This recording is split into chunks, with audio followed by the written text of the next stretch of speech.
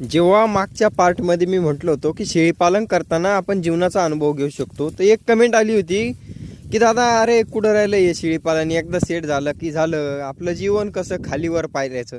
तर चला तुम्हाला सांगतो हे कसं जीवन अनुभवतात. बघा एकदम सुरळीत चालू होतं, तर मध्येच ती पाट लागवड करायची नव्हती तर ती लागली, गेली पुन्हा गाडी खाली. त्याच्यानंतर असं तसं आपण सेट करून घेतलं, म्हटलं जाऊ द्या एखादी दूध खायला राहीन. नंतर पुन्हा सेट झाल्या तर नंतर ती बकरी लंगडायला लागली. आता ती लंगडत क्लिअर झाली तर ही बकरी फुगली होती.